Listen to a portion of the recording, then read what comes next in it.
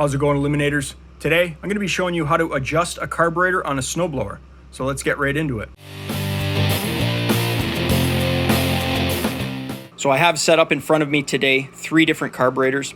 2 of these carburetors are from a Tecumseh snowblower, and this carburetor over here is from an LCT snowblower. We're going to get to that one in a bit, but for now, I'm just going to focus on these 2 Tecumseh snowblower carburetors here. Now, these 2 carbs are identical, except for the fact that this one here is adjustable, and this one here is not. So if your snowblower's engine has this type of carburetor, you're not going to be able to make any adjustments. Unfortunately, you're going to have to take this carb off of the machine, disassemble it, and clean it out. Whereas on this carburetor, you'd simply be able to make a quick adjustment on the fly while your engine is running, and normally 9 times out of 10, that solves the issue. And those adjustments are what we're going to be talking about today. Now, before I talk about those adjustments, I just want to briefly explain what those adjustments are doing first of all.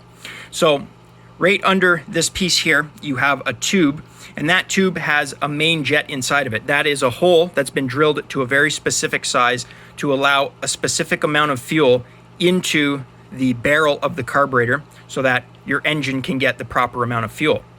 Over here, we have a tapered rod that goes into a hole on the side of this carburetor. Now, this threaded rod is your carburetor's idle adjustment screw, and it is nice to be able to adjust these, but normally you do not have to. I generally set these at 1 1/4 to 1 1/2 turns, and I never have to adjust these. However, these have 2 different jobs depending on the design. So I'll put up a diagram on screen. This is directly from Tecumseh, and if the tip is very small and pointed, it is going to meter the amount of fuel going through your carburetor on the idle circuit. And if it has a wide, broad head, as shown on the right there, it is going to meter air. So it could do 2 different things on your carburetor. Either it's going to be metering air or fuel, and it is commonly referred to as an air-fuel mixture screw. And this screw down here is going to be your tapered main jet adjustment screw. Basically, what that does is, as you can see, it's a tapered rod, and you're going to have that main jet inside of the carburetor. The farther you thread this in, the more it's going to close off that main jet, which is then going to lean out your fuel mixture. So you're going to be getting less fuel. Now, the more you unthread this and move it away from that hole, you're going to be allowing more fuel into your carburetor, thus richening the mixture by increasing the fuel and keeping the air the same. We're not going to talk too much about this screw because, like I said, normally I set that to about 1 1/4 to 1 1/2 turns, and I never have to adjust it. So let's say a typical scenario. You use your snowblower in the wintertime and it runs great. You go ahead and put it away, and it sits in your garage or your shed all spring, summer, and fall until the next winter when you take it outside, you fire it up, and you notice that your engine is running erratically. It's doing something that's known as surging, which is the engine's revving up and down wildly. This is also commonly referred to as hunting, as the engine is hunting for more fuel.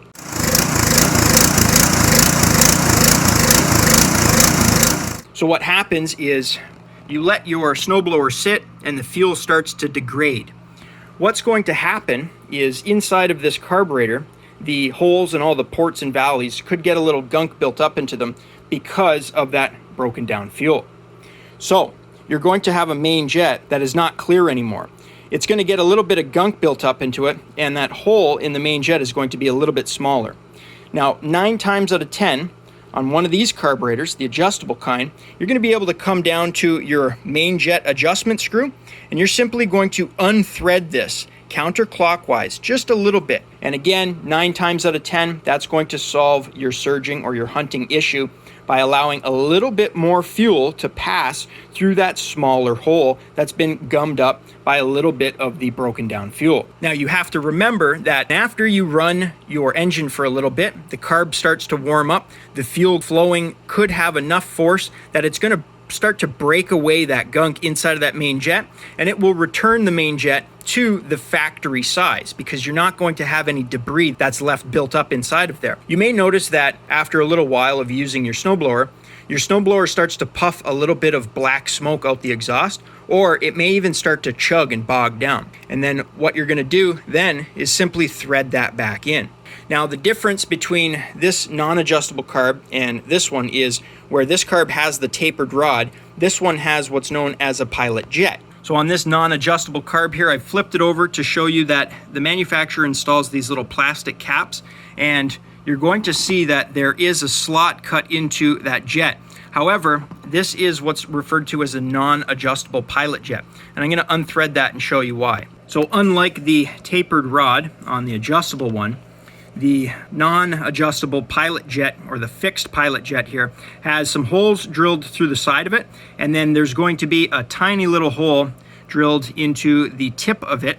And again, this is to meter a specific amount of fuel, which is a very small amount of fuel, through the carburetor on the idle circuit. So this is your pilot jet, also referred to as your idle jet. So if your engine has this type of non-adjustable Tecumseh carburetor and your engine is surging, or it's doing that hunting, it's revving up and down, you may just have a little bit of gunk built up inside of the tip of this pilot jet here, clogging that hole.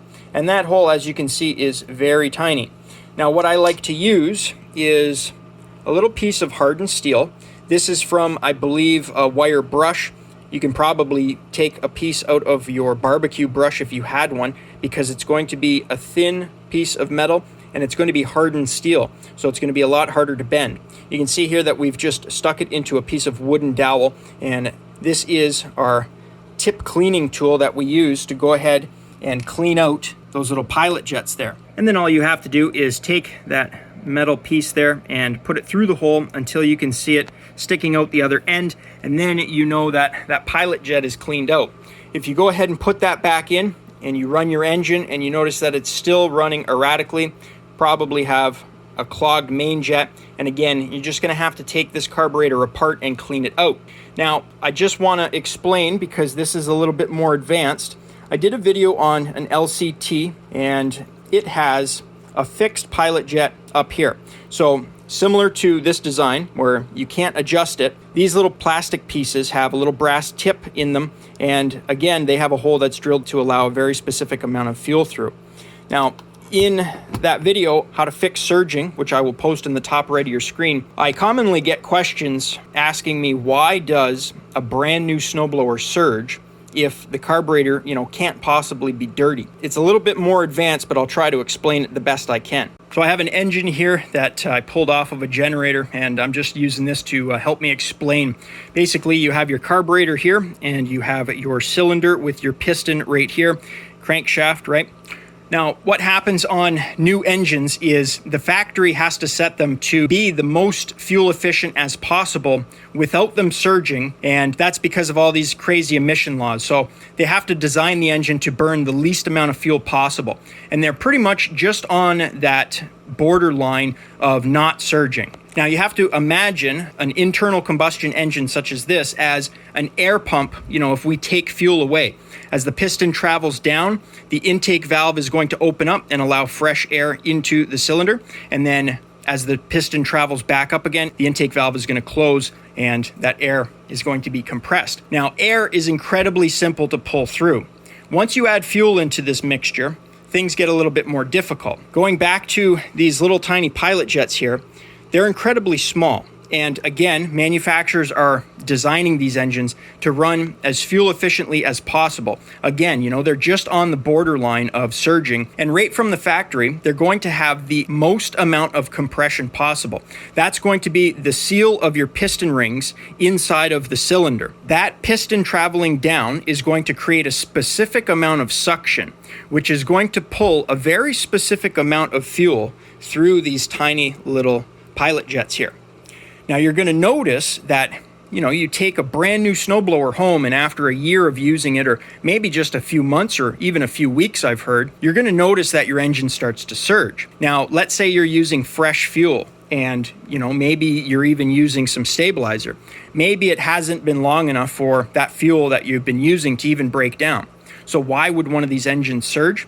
Well, what's happening is there's a little bit of a break-in process with a brand new engine. Those piston rings are going to seat themselves into the piston, and that cylinder is going to get worn ever so slightly. Now what this does is it slightly decreases the compression inside of your engine.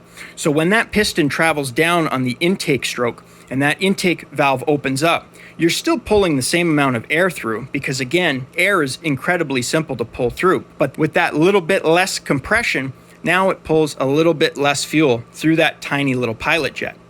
So going back to my LCT video that I did, this carburetor was perfectly clean and there was no adjustments that I could make to this carburetor. So this is where you see my micro drill bit set. So if you're starting off with what you know is a clean carburetor, you can go ahead and increase the size of these little pilot jets to give your engine a little bit more fuel on the idle circuit, and normally that solves the issue. But what I want to stress here is that you don't want to start boring out or oversizing your pilot jets if you have not cleaned your carburetor first. So I just wanted to, go ahead and briefly explain that. A lot of these new engines that come out, if they're surging and it's only been like a week since you've owned it, chances are the engine's gone ahead and gone through its break-in cycle. You've lost just a little bit of compression, so it's pulling slightly less fuel through that tiny little pilot jet. And then, like I said, you can go ahead and watch that video that I linked. You get one of these little micro drill bit sets with a little chuck there. You go ahead and oversize that pilot jet ever so slightly, and these engines run perfectly smooth. And I haven't had one come back that I've done a little pilot jet enlargement on. So now that we've gone through those basics and a little bit more advanced stuff there, you might be wondering, where's a good place to start out at adjusting or setting one of these carburetors? Well, normally I start out at about 1.5 to 1 3/4 of a turn. And a lot of times when I buy these carburetors, you're actually going to notice that they set these at about 2 turns out from the factory. So they're incredibly rich. Now, what you're going to want to do is adjust your fuel first and then your air fuel mixture. And, going back to threading it in until it starts to surge because the mixture's too lean, and threading it out until you see a little bit of black smoke come out of the exhaust and the engine starts chugging because it's set too rich. Those are going to be your pretty much endpoints of your adjustment, and right in the middle is where you're going to want to adjust your carburetor's main jet to. That's going to be known as the sweet spot. So you're pretty much just going to do it by ear. So if I was to thread it in a half of turn and it started surging, and then I go back a half a turn to that center point and I turned it out, let's say 1 turn down to the point where the engine was running rich, what I would then do is only thread it in 3/4 of a turn, and that would be that pretty much halfway point where the engine's running smoothly. Now once the engine is running smoothly, you can go ahead and adjust your air fuel mixture screw, but a lot of times I haven't had to do that unless the engine is running a little bit of a higher RPM. But the one thing I do want to stress is that while you're making these adjustments, you want to do it while the engine's at operating temperature. So if you fire up your engine and it is surging, revving up and down, just let it sit there on low RPM for a little while until the engine warms up, and then you can go ahead and make those adjustments. Now, there's going to be 2 other adjustments that you can make to these carburetors, and you can make them generally to this non-adjustable carburetor here, but that is going to be for your high idle and your low idle. And basically, it's quite simple how that works. So you have a screw here. This is referred to as your throttle backstop or your low idle adjustment screw. So this right here sets the position of your butterfly valve on your low idle. So if you had your snowblower's throttle lever set to the low position, you're going to have the least amount of tension on your governor. So this little butterfly valve here is going to be sitting here, and you can see that it's just open ever so slightly to allow a little bit of air through. If you notice that when you idle your snowblowers down and it just starts to, shut off and it doesn't like to idle, you can go ahead and thread this in a little bit, and that will open up the butterfly valve just a little bit more to allow for a slightly higher RPM on your low RPM range. Now, similar to there being a low end RPM adjustment screw, there's also going to be a high end RPM adjustment screw. So coming over to our snowblower here, we have our throttle lever. And normally when you're throwing some snow, you're going to put this lever into that highest position there. And that's going to put the most spring tension on your governor lever, which is right there. That goes back to your governor arm, and then that goes back to your throttle plate right there. So you can see max tension. So if you are throwing some snow and you have your engine set to the highest RPM, maybe you want to get a little bit more RPM out of it.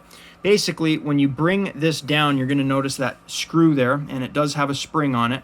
What you can go ahead and do is tighten up that screw there, and it will put a little bit more tension onto this right here, which will then put a little bit more RPM into your engine. You want to be careful not to overdo it, but I figured I'd just go ahead and show you just in case you want to make that adjustment on your high-end RPM. So now that we've covered everything we can about these carburetors here, I'm going to bring you outside, run that snowblower, let you see how it sounds, should idle nice and smooth. And then what I'm going to do is go down to the main adjuster. I'm going to thread it in until the carburetor starts to surge. Then I'm going to thread it out until the engine starts to run a little bit rich, and then I'm going to go ahead and find that little sweet spot.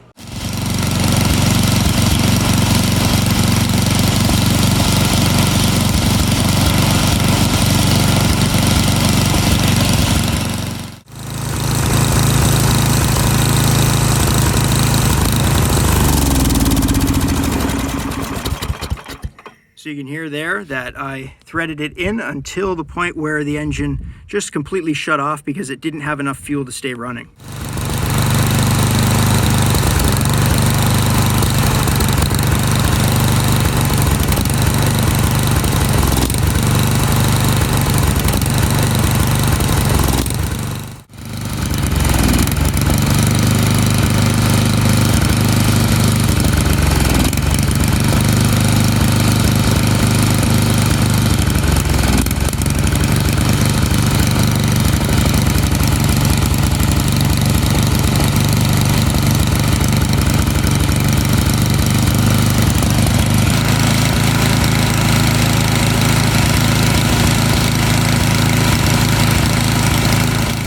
And then what I tried to show you on the clip there was this throttle lever here, that's attached to the governor. That arm there should remain as still as possible.